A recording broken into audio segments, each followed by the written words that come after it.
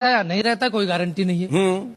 हमारे एक मित्र चमन लाल, उनकी पत्नी को रहता है बस इसी बात का मलाल कि जब भी वो किसी कार्यक्रम या समारोह में जाते हैं तो पत्नी को साथ नहीं लेकर जाते हैं। अच्छा। इसकी पूछी वजह तो बोले दिमाग मत चाटो सुबह सुबह, अरे आप ही हमारी पत्नी को समझाइए, दिल्ली में कानून बना है 15 साल पुराने वाहन सड़कों पर मत लाइए।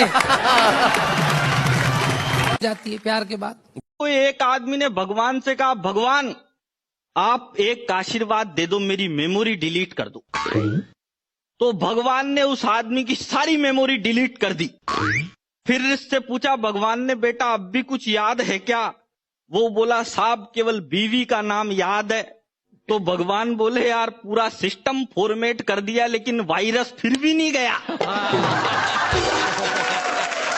मैंने शोध किया और शोध करके एक ऐसा विभाग ढूंढ के निकाला जिसमें दावे के साथ कह सकता हूं, आपने कभी किसी महिला को काम करते नहीं देखा होगा।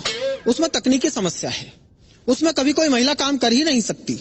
उस विभाग का नाम है दमकल विभाग, फायर ब्रिगेड, क्योंकि महिलाओं का काम आग बुझाना नहीं है।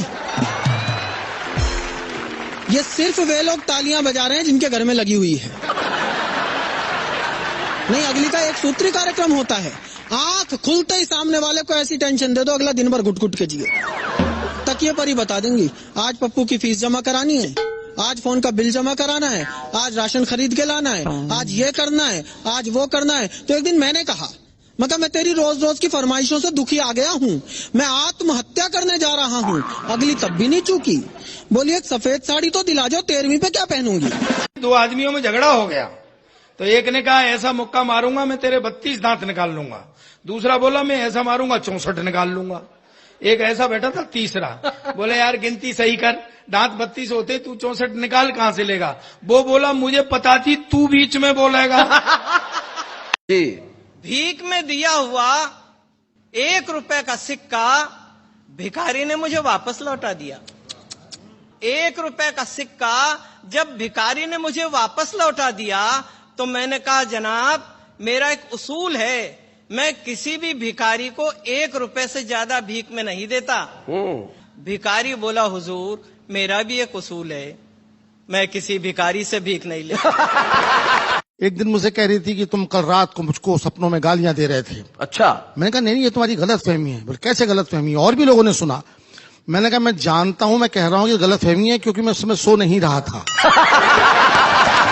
वो एक आदमी तो एक नाई की दुकान पे गया, नाई की दुकान पे जाके बोला कितनी देर लगेगी? नाई बोला जी अभी तो 3 घंटे और लगेंगे। दूसरे दिन वो फिर दुकान पे गया, फिर बोला कितनी देर लगेगी? नाई बोला जी 2 घंटे लगेंगे। वो रोज जाता उसकी दुकान पे।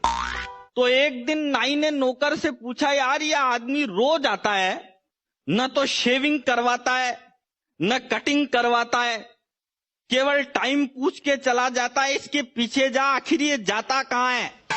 तो नौकर पीछे गया, आधे घंटे बाद वापिस आया। वापिस आते ही मालिक ने उससे पूछा, रे नौकर बताओ आदमी कहाँ जाता है? तो नाई बोला, वो नौकर बोला, साहब टाइम पूछ के आपके ही घर पे जाता है।